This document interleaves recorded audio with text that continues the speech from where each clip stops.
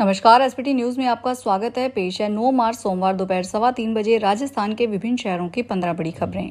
राजस्थान के 1,65,00,000 एलपीजी उपभोक्ताओं के सामने आगामी दिनों में गैस संकट खड़ा होने की आशंका है। जयपुर समेत विभिन्न जिलों के 10 बॉटलिंग प्लांट्स में अब घरेलू गैस का केवल 2 से 3 दिन का स्टॉक बचा है। दूसरी तरफ गैस कंपनियों ने इस संकट पर चुप्पी साध ली है। वितरकों ने दबी जुबान में कहा कि सोमवार को ही पता चलेगा कि मांग के अनुरूप कितनी सप्लाई मिलती है। फिलहाल 25 दिन बाद की सिलेंडर बुकिंग का अंबार लगा हुआ है और संशय बना हुआ है कि उपभोक्ताओं को समय पर सिलेंडर मिल पाएगा या नहीं। ईरान इजरायल युद्ध के कारण प्रभावित उड़ान सेवाओं के बीच जयपुर एयरपोर्ट से यात्रियों के लिए राहत भरी खबर सामने आई है। करीब 8 दिन बाद शारजाह के लिए फ्लाइट का संचालन फिर से शुरू हुआ है। एयर अरबिया की फ्लाइट सोमवार सुबह शारजाह से जयपुर पहुंची। यह फ्लाइट सुबह करीब 4:40 से जयपुर एयरपोर्ट पर लैंड हुई। फ्लाइट के जयपुर पहुंचने के बाद निर्धारित समय अनुसार इसे सुबह 5:45 पर शारजाह के लिए रवाना किया गया। इस विमान से शारजाह से 180 से अधिक यात्री जयपुर पहुंचे। अंतर्राष्ट्रीय हालात के चलते पिछले कई दिनों से खाड़ी देशों की फ्लाइट्स प्रभावित हो रही थी, जिससे यात्रियों को काफी परेशानी का सामना करना पड़ रहा था। बांसवाड़ा जिले के आंबापुरा थाना पुलिस ने राह चलती महिला से सोने का टिक्का झपटने की वारदात का खुलासा करते हुए आरोपी को गिरफ्तार कर लिया। पुलिस ने आरोपी के पास से सोने का टिक्का बरामद किया है, जिसकी कीमत लगभग 80,000 रुपए है। वारदात में प्रयोग की गई बाइक भी पुलिस ने आरोपी से जब्त कर ली है। थाना अधिकारी निर्भय सिंह राणावत ने बताया कि पूछताछ में आरोपी ने वारदात कबूल ली है। उसने बताया कि उसकी 2 पत्नियां हैं, उनके शौक और खर्चे बहुत महंगे हैं। उनके खर्चे और शौक पूरे करने के लिए पैसों की जरूरत थी, इसलिए उसने लूट की वारदात को अंजाम दिया। राजस्थान के बाड़मेर और नागौर जिलों में कोर्ट परिसर को मिलने के बाद हाई अलर्ट घोषित कर दिया गया है। दोनों ही जगह पुलिस ने तत्काल सतर्कता बरतते हुए कोर्ट परिसर को खाली करवाया और बम निरोधक दस्तों के साथ सुरक्षा बढ़ा दी। बाड़मेर कोर्ट परिसर की धमकी मिलने के बाद सोमवार सुबह हड़कंप मच गया। जिला न्यायाधीश के मेल एड्रेस पर धमकी भरा मेल आया था, जिसे सूचना मिलते ही एसपी नरेंद्र सिंह मीना के नेतृत्व में पुलिस ने कोर्ट परिसर खाली करवाकर डॉग स्क्वाड और बम निरोधक दस्तों से सर्च ऑपरेशन शुरू किया। संसद के बजट सत्र का दूसरा फेज सोमवार से शुरू हुआ। विपक्ष लोकसभा स्पीकर ओम बिरला को हटाने के लिए लोकसभा में आज प्रस्ताव लाएगा। उधर विदेश मंत्री एस जयशंकर ने राज्यसभा में अमेरिका, इजरायल और ईरान जंग पर स्पीच दी। विदेश मंत्री के बोलते ही सदन में हंगामा शुरू हो गया। विपक्ष ने वॉकआउट कर दिया। जयशंकर ने कहा, इस समय ईरान की लीडरशिप से कॉन्टैक्ट मुश्किल है, लेकिन भारत शांति और बातचीत के पक्ष में है। कांग्रेस अध्यक्ष मल्लिकार्जुन खड़गे ने कहा, मिडल ईस्ट जंग का भारत पर असर, एनर्जी संकट पर शॉर्ट डिबेट हो। मिडल ईस्ट में लगातार बढ़ रहे तनाव के बीच सोने और चांदी की कीमतों में भी गिरावट देखी जा रही है। हफ्ते की शुरुआत के साथ ही घरेलू वायदा बाजार में सोना और चांदी की कीमतों में गिरावट दर्ज की गई है। सोमवार सुबह मल्टी कमोडिटी एक्सचेंज पर दोनों कीमती धातुएं दबाव में कारोबार करती नजर आई।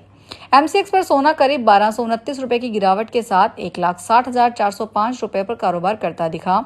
वहीं चांदी में भी कमजोरी रही और लगभग 3,255 रुपए टूटकर 2,65,035 रुपए के स्तर पर पहुंच गई। जोधपुर में एक मकान का ताला तोड़कर चोरों ने लाखों के गहने और कैश चुरा लिए। परिवार होली मनाने के लिए गांव गया हुआ था और इसी दौरान चोरों ने वारदात को अंजाम दिया। जब परिवार लौटा तो उन्होंने घर में सामान बिखरा हुआ पाया। इसके बाद परिवार ने माता का थाना पुलिस स्टेशन में शिकायत दर्ज करवाई। पुलिस ने शिकायत के आधार पर आसपास के सीसीटीवी फुटेज खंगालना शुरू कर दिया। भारत में भूकंप जोखिम को लेकर लागू किए गए नए सिस्मिक जोन 6 मानक को केंद्र सरकार ने वापस ले लिया। भारतीय मानक ब्यूरो ने नई अधिसूचना जारी कर बताया कि पहले लागू किया गया संशोधित भूकंपीय मानक अब रद्द कर दिया गया है। इसके साथ ही भवन निर्माण के लिए पहले वाला 2016 का मानक फिर से लागू कर दिया गया है। कुछ महीने पहले केंद्र सरकार ने नया भूकंपीय जोन मानचित्र लागू करने का ऐलान किया था। इस नए मानचित्र में पूरे हिमालयी क्षेत्र को सबसे अधिक भूकंप जोखिम वाले जोन 6 में रखा गया था। साथ ही देश के लगभग 60% हिस्से को मध्यम से उच्च जोखिम वाले क्षेत्रों में शामिल किया गया था। आगामी गर्मी को देखते हुए बाड़मेर जलदाय विभाग ने पहले से तैयारियां शुरू कर दी है। विभाग ने 290 गांव और 842 ढानियों को चिन्हित किया है, जहां टैंकरों से पानी की सप्लाई की जाएगी। टैंकरों में जीपीएस सिस्टम लगाया जाएगा, जिससे जल वितरण की लाइव मॉनिटरिंग की जा सकेगी। विभाग के अधिशासी अभियंता हजारीराम बालवा ने बताया, 1 अप्रैल से यह व्यवस्था पूरी तरह से लागू कर दी जाएगी। प्रभावित क्षेत्रों में हर व्यक्ति को प्रतिदिन 10 लीटर पानी उपलब्ध करवाने का साक्ष्य रखा गया है। आज सोमवार सुबह दिल्ली एनसीआर और आसपास के कुछ इलाकों में भूकंप के झटके महसूस किए गए। भूकंप का केंद्र हरियाणा के रेवाड़ी जिले में बताया गया। राष्ट्रीय भूकंप विज्ञान केंद्र के अनुसार यह भूकंप सुबह करीब 7:01 पर आया। इसकी तीव्रता रिक्टर स्केल पर 2.8 दर्ज की गई और इसकी गहराई जमीन के लगभग 5 किलोमीटर नीचे थी। हालांकि भूकंप की तीव्रता काफी कम थी, इसलिए कहीं से भी किसी तरह के नुकसान की खबर नहीं मिली। कोटपुतली और आसपास के ग्रामीण क्षेत्रों में इन दिनों सरसों की कटाई जोरों पर है। इस बीच आसमान में हल्के बादल छाने से किसानों की चिंता बढ़ गई है। किसानों को आशंका है कि यदि बारिश होती है तो खेतों में कटी हुई सरसों की फसल को नुकसान पहुंच सकता है। क्षेत्र में लगभग 90% सरसों की कटाई पूरी हो चुकी है और किसान कटी हुई फसल की थ्रेसिंग में जुटे हैं। कुछ किसान अभी भी फसल काट रहे हैं, जबकि अन्य कटी हुई फसल को सुरक्षित स्थानों पर पहुंचाने का प्रयास कर रहे हैं। गेहूं की फसल भी पककर तैयार हो चुकी है और इसकी कटाई भी शुरू हो चुकी है। गर्मी के मौसम की शुरुआत के साथ ही पेयजल की मांग भी बढ़ने लगी है। बढ़ती मांग को देखते हुए जल स्वास्थ्य अभियांत्रिकी विभाग ने बीसलपुर बांध से शहरों और गांवों में जलापूर्ति बढ़ाने की तैयारी पूरी कर ली है। वहीं दूसरी ओर तापमान बढ़ने से वाष्पीकरण में भी तेजी आने लगी है, जिससे बांध के जल स्तर में रोजाना गिरावट बढ़ने लगी है। बांध परियोजना के अनुसार पहले जलापूर्ति, वाष्पीकरण और नहरों से सिंचाई के लिए छोड़े जा रहे पानी के बाद प्रतिदिन 43 से 44 MCFT पानी घट रहा था, जो अब बढ़कर करीब 45 MCFT प्रतिदिन हो गया है। राजधानी जयपुर स्थित प्रदेश की सबसे बड़ी सब्जी मंडी मुहाना थोक सब्जी मंडी में आज देसी व हाइब्रिड टमाटर के दामों में बढ़ोतरी देखने को मिली। टमाटर के अलावा आज नींबू और बारीक हरी मिर्ची भी महंगी बिकी। भिंडी और गवार फली पहले से ही महंगे चल रहे हैं। इनके अलावा अन्य सब्जियों के दाम यथावत दिखाई दिए। दूसरी ओर मुहाना मंडी स्थित आलू प्याज मंडी में आज लहसुन के दामों में बढ़ोतरी देखी गई। आज थोक मंडी में लहसुन के दाम 30 से 100 रुपए के बीच बोले गए। लहसुन के अलावा आज आलू प्याज के दाम यथावत रहे।